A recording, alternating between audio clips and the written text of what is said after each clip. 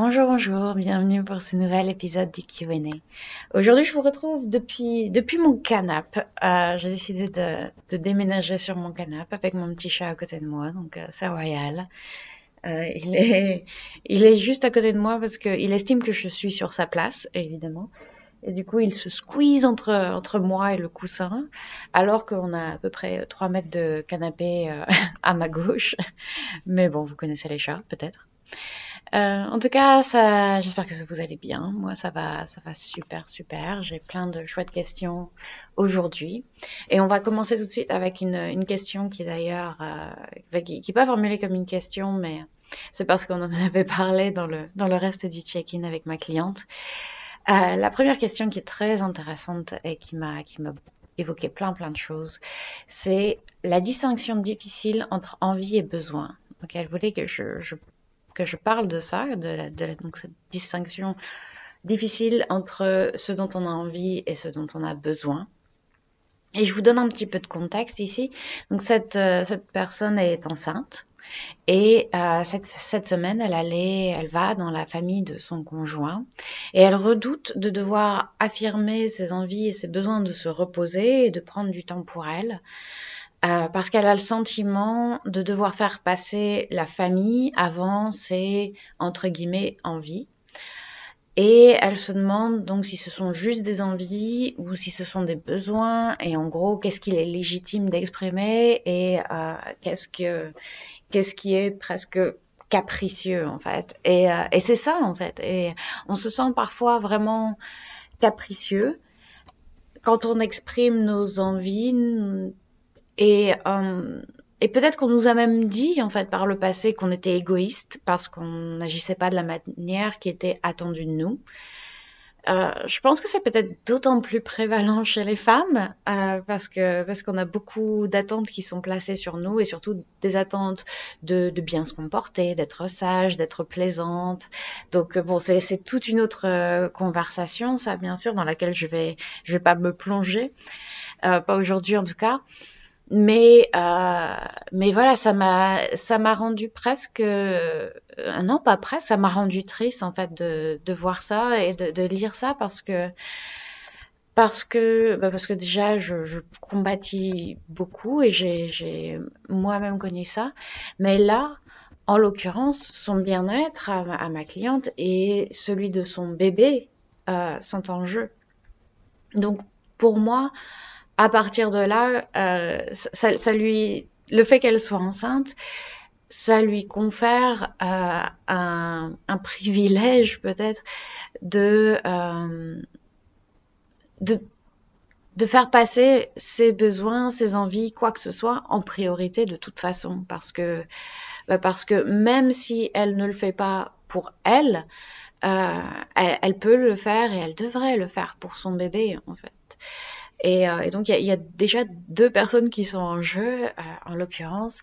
Et donc, c'est important de formuler ses envies, de formuler ses besoins et de pas vraiment s'attarder sur qu'est-ce qui est quoi. Est-ce que c'est une envie, est-ce que c'est un besoin, est-ce que c'est capricieux? Non, non, non. C'est ton bien-être est important, celui de ton bébé est important. Donc, voilà, exprime-toi.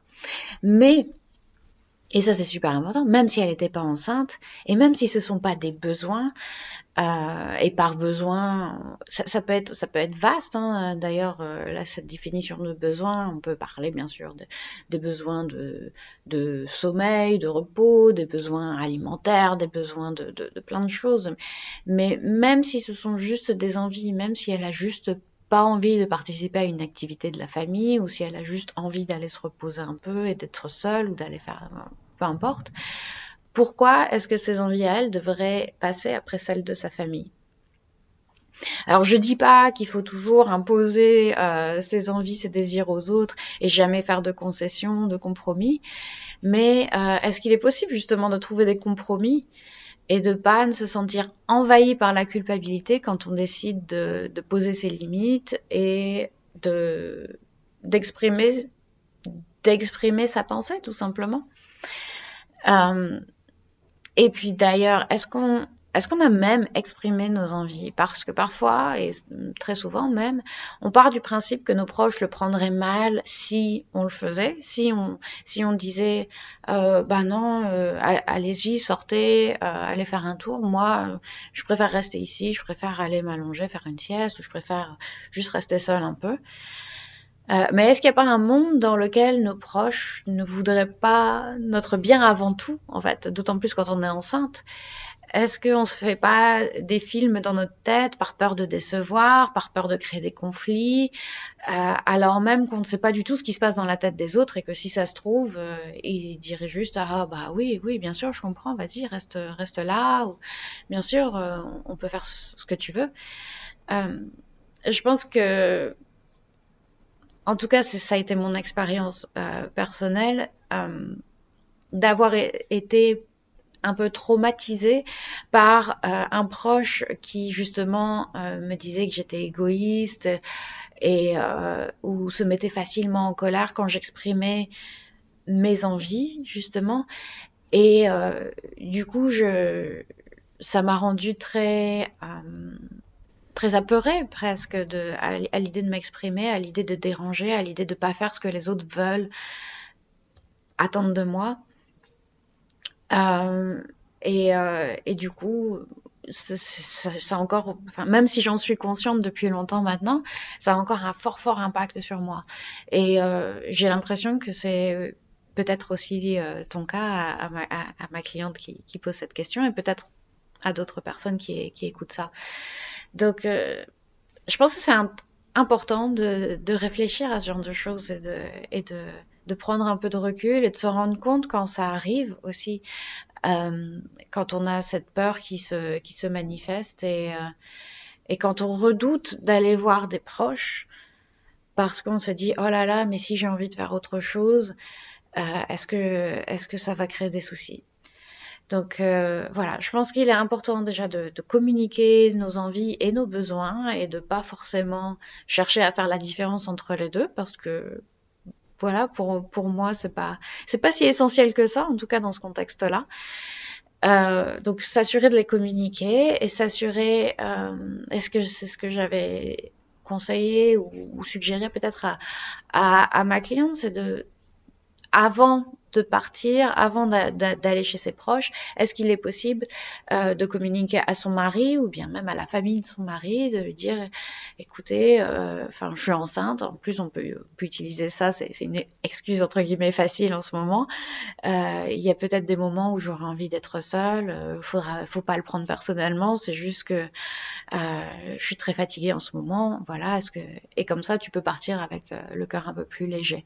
Mais vraiment communiquer avant tout et essayer de trouver des compromis aussi, parce que évidemment qu'ils veulent passer du temps ensemble, ils veulent passer du temps avec elle. C'est tout à fait compréhensible.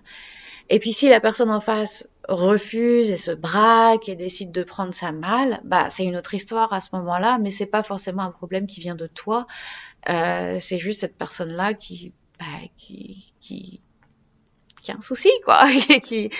Et après, c'est bon, il faut gérer ça d'une autre manière, mais s'enlever cette anxiété en communiquant et en gardant en tête que tes envies, tes besoins, c'est aussi important que ceux des autres, c'est déjà un bon début, je pense.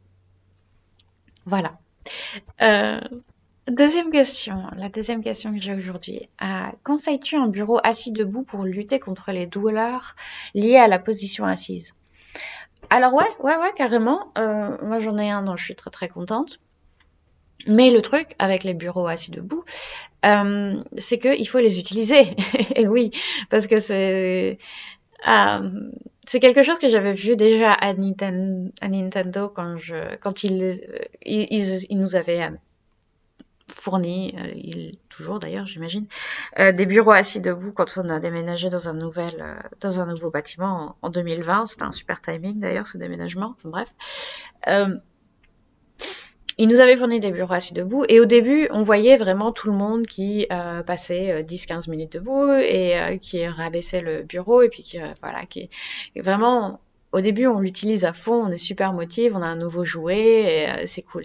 Et puis, sans crier gare, un jour, on se rend compte que bah, ça fait 3 semaines qu'on l'utilise en position assise et voilà, on le lève plus. Bizarrement, ça se fait pas dans l'autre sens. C'est pas d'un seul coup, on se rend compte que ça fait 3 semaines qu'il est en position debout. Donc il faut l'utiliser. D'ailleurs, j'ai une de mes clientes qui m'a dit que sa technique à elle pour s'assurer de l'utiliser, c'est qu'elle commence sa journée avec le bureau en position debout.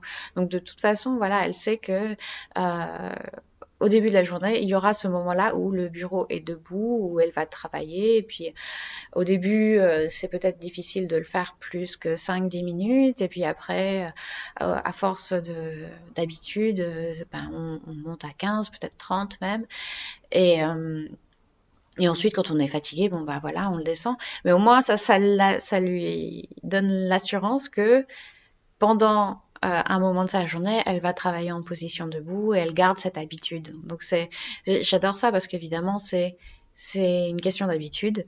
Et du coup, elle a trouvé, paf, le bon trigger pour faire en sorte que tous les jours, elle le fait un petit peu. Donc c'est une technique que j'aime beaucoup. Euh, une autre chose, c'est que je conseille clairement un électrique parce que perso, en tout cas, jamais de la vie je le ferai manuellement comme quand on abaissait et on levait les vitres dans les voitures avant. Voilà, il faut vraiment avoir le moins de friction possible. C'est pas beaucoup plus cher, je pense. En tout cas, le mien était vraiment pas très très cher. Je l'avais acheté sur Wayfair il y a quelques années. Et puis voilà, c'est juste un bouton pour le monter, pour le descendre et c'est très bien. Euh, et puis voilà, il faut y penser en fait. Donc c'est comme pour quand on se lève ou que, enfin, comme pour le fait de bouger, de changer de position régulièrement, si jamais on travaille en position assise, on peut mettre un timer, on peut décider que à tel moment de la journée, on va le lever. Donc peut-être après la pause du déjeuner, on peut placer en position levée. Donc voilà, il faut y penser, il faut, bah, comme l'a fait ma cliente, se mettre des bons triggers pour s'assurer que on va le faire et qu'on va pas juste acheter un bureau assis debout et l'utiliser uniquement en position assise. Mais oui, je conseille. Je conseille parce que bah, c'est toujours bien d'être moins assis. Ça permet aussi, bah, quand on est en position debout, on bouge un peu plus et c'est plus facile aussi ensuite d'aller marcher, tout ça, parce que bon, il faut plus se lever, c'est bête, mais c'est des petites choses qui créent de la friction. Donc oui, je conseille, mais il faut l'utiliser. Comme tout. Alors, question suivante. A-t-on besoin d'être fatigué pour bien dormir? Alors, j'avais demandé un peu plus de contexte sur cette question, mais je ne l'ai pas encore reçue à l'heure de cet enregistrement. Donc, je vais essayer de répondre avec ce que ça m'évoque comme ça, parce que oui, j'ai lu cette question, je me suis dit, quelle drôle de question. Est-ce qu'on a besoin d'être fatigué pour bien dormir? En fait, je trouve que c'est une drôle de question parce que je pense que je ne connais personne qui n'est pas fatigué, en fait, à notre grand âge.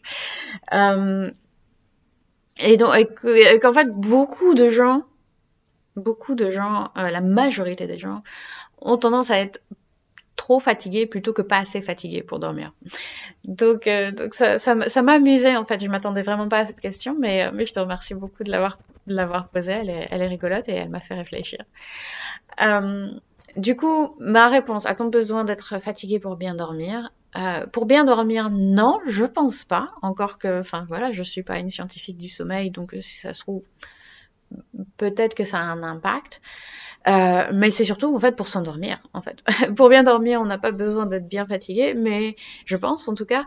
Mais pour s'endormir, oui, oui, on a besoin d'être assez fatigué parce que pourquoi on est fatigué? Pourquoi on ressent la fatigue? C'est la conjonction de deux hormones, l'adénosine et la mélatonine. L'adénosine qui s'accumule donc au fur et à mesure de la journée.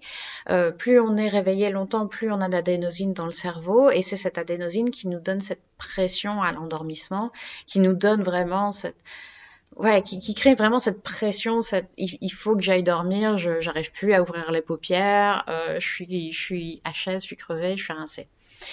Et l'autre, c'est la mélatonine qui, elle, est délivrée de façon plus cyclique. Donc ça fait comme des vagues au cours de la journée. Et donc on a notamment cette grande vague au moment le soir, en fin de soirée, peut-être vers 21h, cette montée de mélatonine dans le cerveau qui est trigger, qui est déclenchée par le moment où on a vu de la lumière le matin. Et ça, c'est un point qui est super important aussi, parce que du coup, on a beaucoup de scientifiques, de neuroscientifiques maintenant, qui nous recommandent au réveil, aller dehors et avoir la lumière du soleil dans les yeux, donc sans regarder le soleil directement, évidemment, on n'est pas Trump, mais juste d'avoir de la lumière du soleil dans les yeux pour ensuite déclencher cette mélatonine plus tard, le soir, et avoir cette envie de dormir à un moment pas trop tardif, en fait. Donc voilà, on a cette adénosine et cette mélatonine. Donc c'est pour ça que pour bien dormir, il faut éviter les siestes trop tardives, pour avoir cette montée, pour ne pas libérer d'adénosine, puisque l'adénosine n'est libérée, l'adénosine qui s'accumule dans le cerveau, elle n'est libérée que quand on dort. Et c'est pour ça que c'est aussi important d'avoir ce rythme régulier pour la mélatonine, qu'elle se déclenche toujours au même moment et que du coup on n'est pas ces moments où on lutte contre le sommeil et puis ensuite on déglingue notre rythme et le lendemain on n'arrive plus à s'endormir, bref. Et c'est aussi important d'avoir une routine matinale qui est saine, donc comme je disais, avec du mouvement ou avec avec du soleil dans les yeux ou avec du mouvement, des choses comme ça, et aussi une routine vespérale, donc du soir, également saine pour avoir cet effet du système nerveux qui passe en mode sommeil. Mais après, une fois qu'on est endormi, notre cerveau fait son travail de nettoyage, de consolidation des souvenirs, etc. Donc je pense qu'on n'a pas forcément besoin d'être fatigué pour bien dormir, mais pour s'endormir, oui. Et d'ailleurs, j'ai un fun fact par rapport à ça. C'est que si on a manqué d'un type de sommeil, donc je recommence. Si on a manqué d'un type de sommeil en particulier, le cerveau va passer plus de temps dans ce type de sommeil ensuite.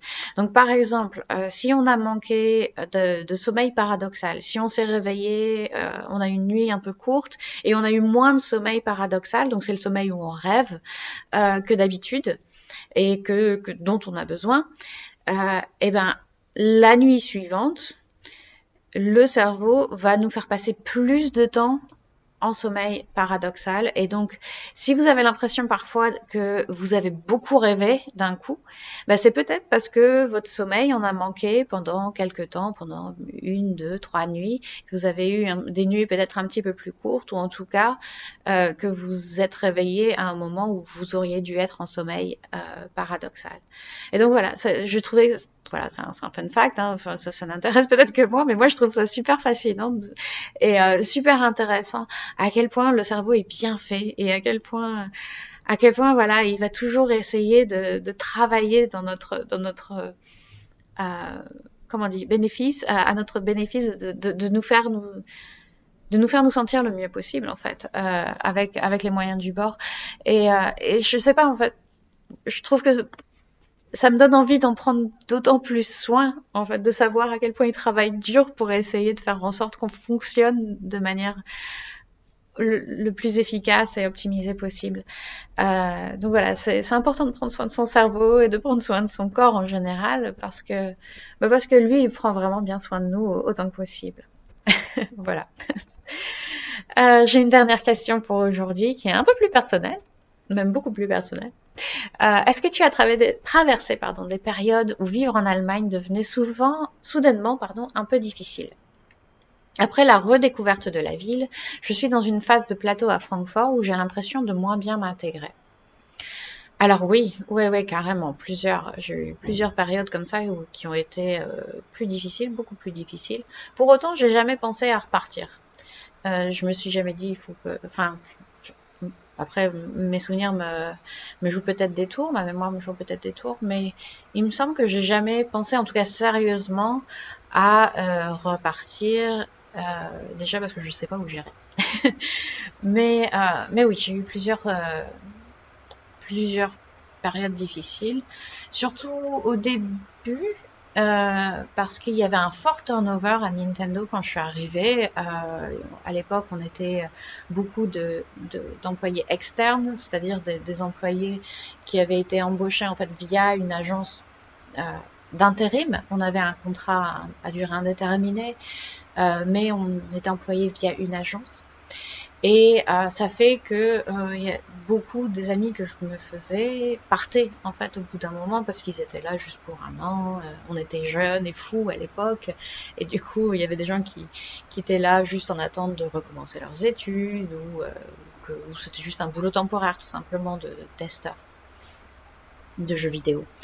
Et donc il y avait beaucoup de mes amis qui restaient pas si longtemps que ça, et à chaque fois c'était un petit peu c'était un peu le cœur brisé, quoi. Et je me disais, bon, ben, je me sentais seule, en fait. Et il y a eu beaucoup de moments où je me suis sentie isolée parce que j'avais peu d'amis ici qui partaient, ou bien simplement, c'est difficile de se faire des amis à l'âge adulte.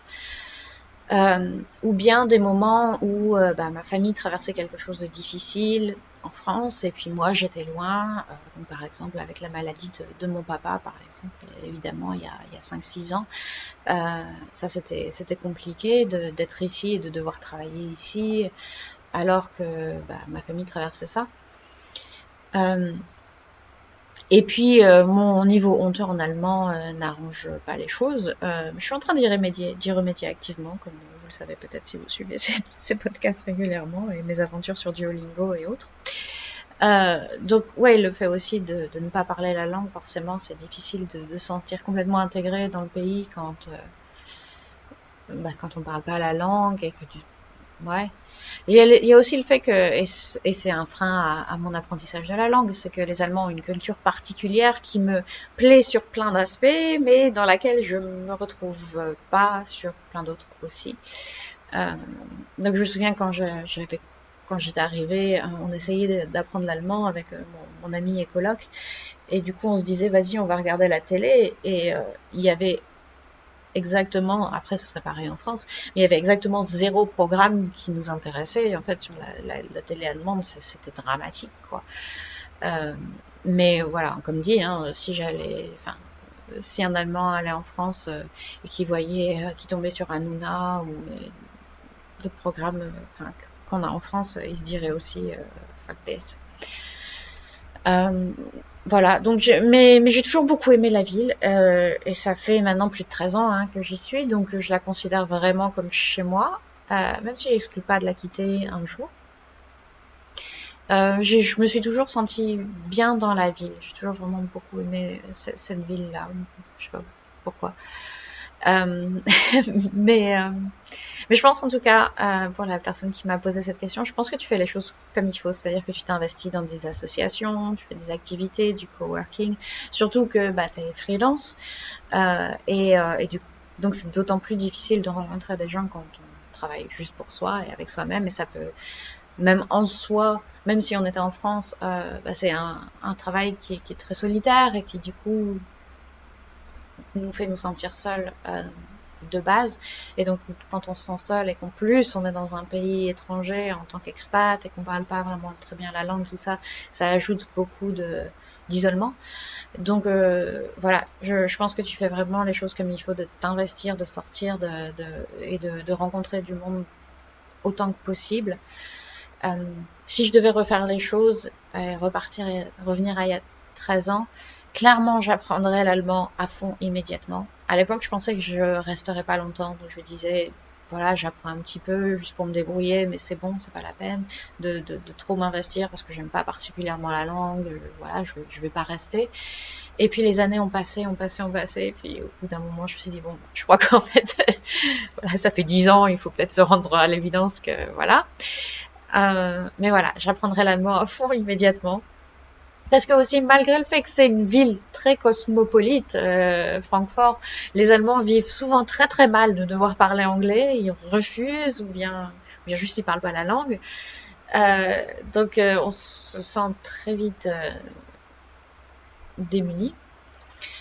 Et puis, je m'investirai dans des choses en dehors de Nintendo parce que j'étais vraiment dans une bulle pendant 12 ans et ça m'a beaucoup coûté. Ça m'a vraiment beaucoup coûté et je m'en suis vraiment rendu compte que quand je l'ai quitté l'année dernière, enfin, il y a un peu plus d'un an maintenant, euh, à quel point j'étais dans une bulle et que mes collègues étaient principalement que des collègues en fait. Et que je me retrouvais un peu sans connaître personne dans la ville, alors que voilà, ça faisait 12 ans que j'étais là et que c'était bien. Du coup, voilà, je suis sortie, je me suis investie dans d'autres choses, j'ai rencontré plein de gens super et ça va beaucoup mieux, je vous remercie. Mais voilà, ouais, c'est pas facile la vie d'expat. C'est pas facile tous les jours, mais c'est aussi super. Voilà, je ne changerai pour rien au monde. Ok, c'est tout pour moi pour aujourd'hui. J'espère que ça vous a plu. J'espère que vous allez passer une excellente journée. Envoyez-moi vos questions, toujours, je suis ravie d'y répondre. Si vous voulez qu'on discute d'un suivi mobilité et self-care, je vous invite à aller dans les notes de l'épisode et je vous embrasse très fort et je vous dis à très bientôt. Merci.